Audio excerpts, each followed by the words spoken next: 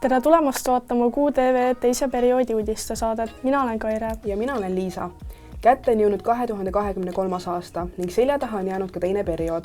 Tänases saates vaatamegi, mis üritused teisel perioodil koolis toimusid, kes külalistunde andmas käisid, kuidas pühade ootus meie koolis möödus ning miks QTV käis vahetult enne jõule Tartu Koduta loomade varjupaigas.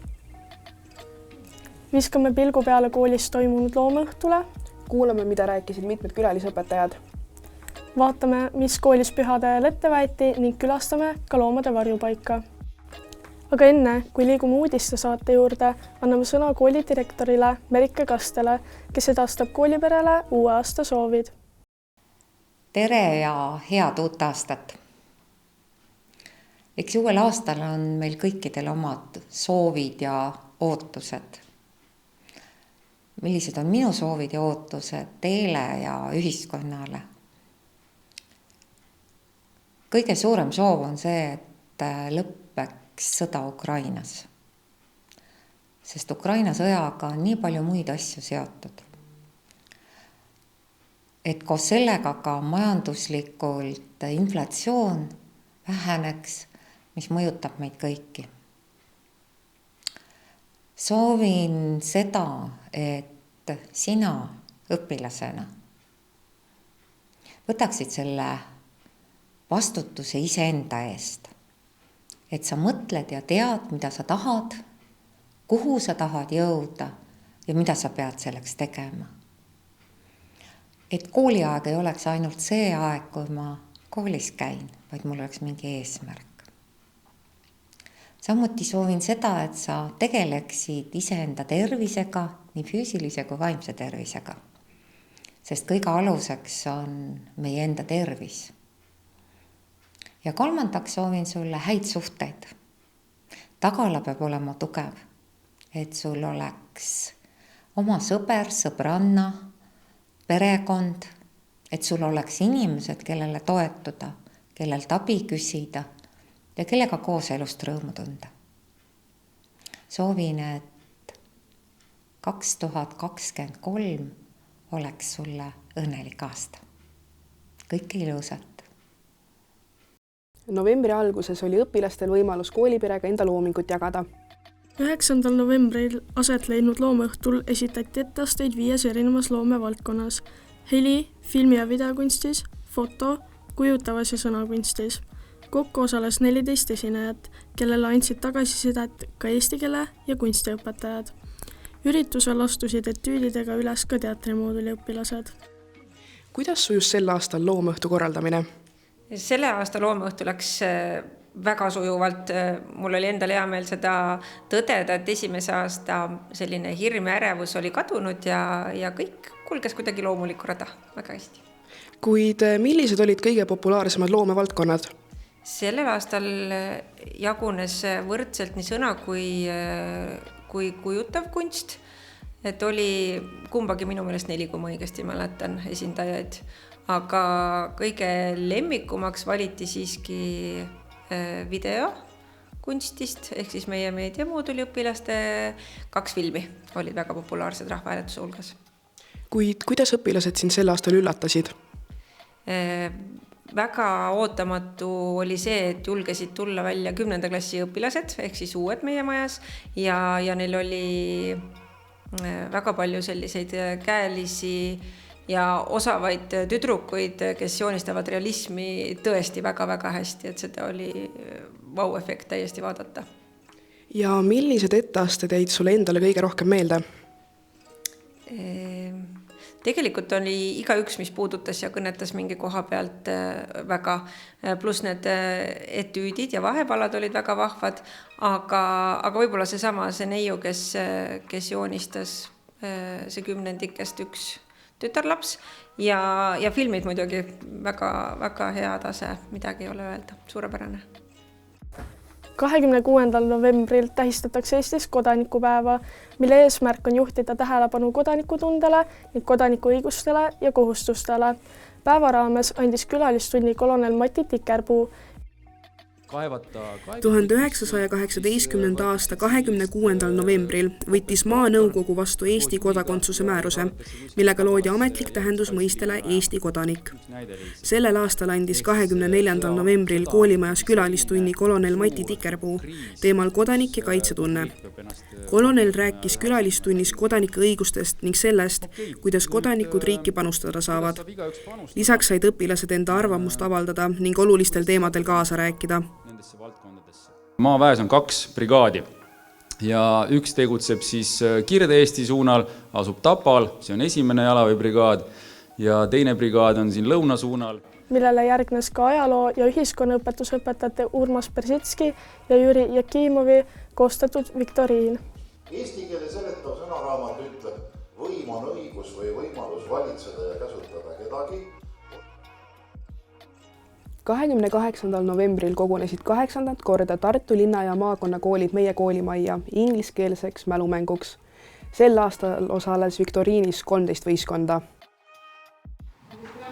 Tere, mina olen Jaan ning täna oleme Kristjan Jaak Petersoni aulas, kus toimub mälumäng inglise keelt kõnelevad maad. Üllatav oli. Ei oodanud sellist tulemust, aga eks lõpus läks kõik hästi ikkagi. Väga hea, et lõpuks tuli minu osalemisega ka tiimis siis koht ära, et see on 3. aasta tulekut, nii et... Suht hea on, ütleks. Päris lõbus oli, väga tore oli, et me nagu mingi koha saime. Ja. Kas mälumäng oli oodatust raskem? Jaa, see oli raskem kui see ettevalmistusvoor küll, ma ütleks. Ma ei tea, ma nagu ootasin, et see on raskem, aga osad küsimused olid nii nagu lampi, et ma ei osanud neid oodata nagu.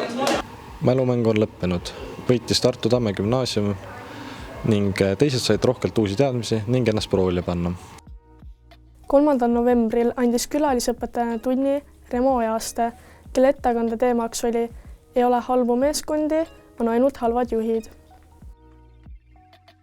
Remo Ojaste on ettevõtja, Combatradi asutaja ning juhtimiskoolitaja, kes usub, et distsipliin annab võimaluse vabaduseks.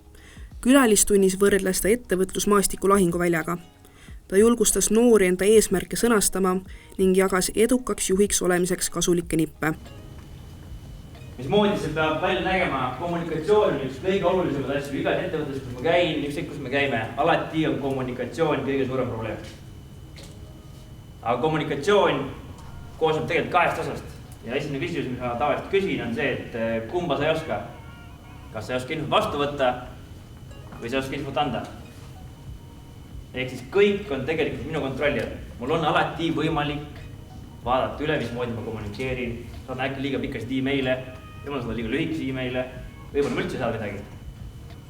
Ja meil on vaja suhelda. Suhtlemine peab olema lihtne, selge ja konkreetne.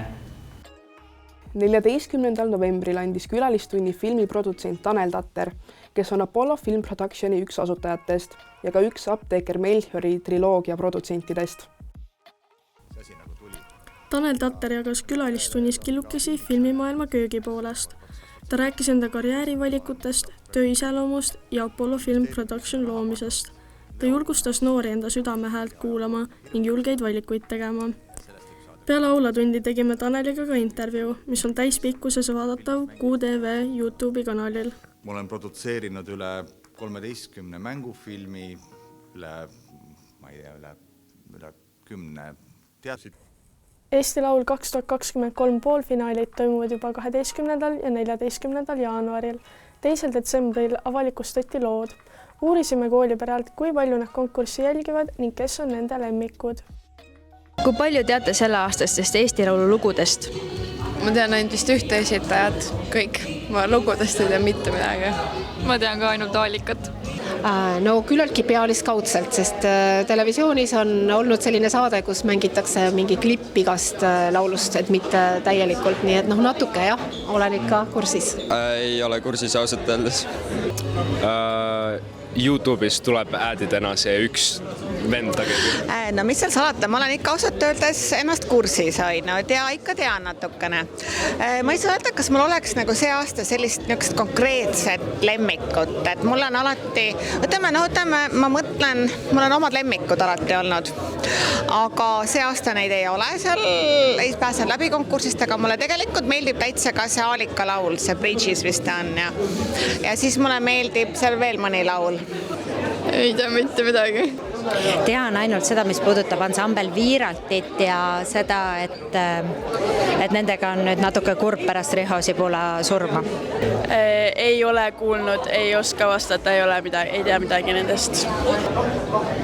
Aitäh küsimast, ei jälgi üldse. Kuidas lood tunduvad ja kas on olnud ka üllatajaid? Lood mõningad tunduvad päris huvitavad ja uued.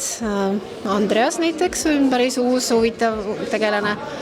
Aga üllatustest rääkides, nii ja no. Aalika on selline tõusev täht, kellelt nagu ootakski midagi väga vägevat. Nii et selles suhtes ei olegi väga üllatav, et tema lugu, mulle isiklikult tundubki võidulugu.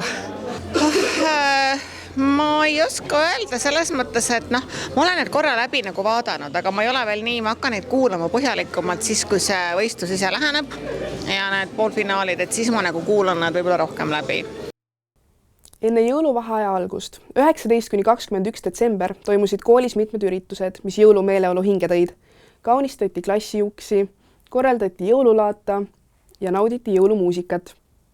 Lisaks kogus koolipere QTV eestvedamisel ka annetusi Tartu koduta loomade varjupaigale. Jõuluüritusi korraldasid praktilise töö raames Hanna-Britt Rumm ja Germo Soodla. Detsembri jooksul tuli klassidel kaunistada 1 klassijuks, uste kaunistajatest said tunnustada 10B, 11G ning 12D klass. 19. detsembril toimus jõululaat, mille raames müüdi ise tehtud küpsetisi. Jõululaada tulu annetasid klassid Tartu koduta loomade varjupaigale. 20. detsembril lõi jõulumeeleolu kooliansambel ning viimasel koolipäeva Luku Suviste, kes koolipere kontserdiga jõuluvaheajale saatis.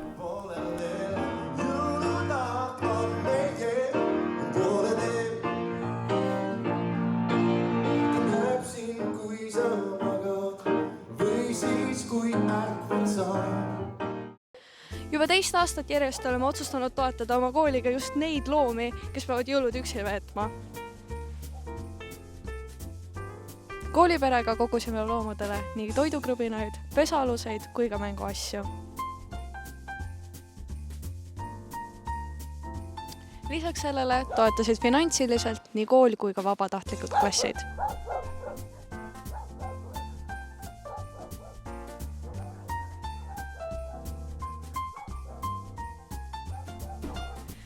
Täname kõiki, kes andsid omapoolse panuse, et teha loomade jõulud eriliseks. Nii kutsume ka teid vaataja tegema kas või väikse annetuse suurema eesmärgi nimel. Teisel perioodil osaleti edukalt mitmetel konkurssidel. Tunnustame õpilasi ja juhendajaid. Novembris esilinastusid Apollo kino Solarises Põffi just film noorfilmitegija programmis Meie meedia ja filmimooduli õpilaste tehtud 3 lühifilmi ja 1 lühidokumentaal. Meeskond osales ka Põffi ava- ja lõpugaalal. 19. novembril esilinastus eksklusiivselt Telia Inspira kanali vahendusel Eesti telepubliku nii värske dokumentaalsari Rock Hotel, kuidas läks sul see mäng. Filmi valmimisele aitasid kaasa ka meie kooli meedia- ja filmimooduli õpilased Rasmus Allik ja Markus Kuslap. 30. oktoobril tuli Kalevi Kotkad e-spordiklubis mängiv 11. G-klassi õpilane Kristjan Baumann FIFA 2023 Eesti meistriks. 2 mängu jooksul ületas Kristjan vastaseid skooriga 9-0. 3. novembril pälvisid 12. A-klassi õpilased Oliver Kimask ja Tristan Sooaru Eesti suurimal kübervõistlusel Cyber Battle of Nordic Baltics 6. ja 16. koha. 25. kuni 27. novembril Sleisis toimunud rühmavõimlemise maailmameistri võistlustel saavutas VK Rütmika Junior tiimiga 5. koha 10. G-klassi õpilane Anette Reinvald. 15. detsembril Hugo Treffneri gümnaasiumist toimunud Tartu koolide vahelistel harrastajate võrkpallivõistlustel saavutasid meie õpilased 2. koha. Võistkonda kuulusid Andero Antsov, Markus Otti, Rando Raudsik, Laura Wisman ja Sireli Vooremäe. Selline oligi meie teine periood. Täname, et vaatasite ning ilusat uut aastat! Kohtume juba järgmistes saadetes. Head uut aastat!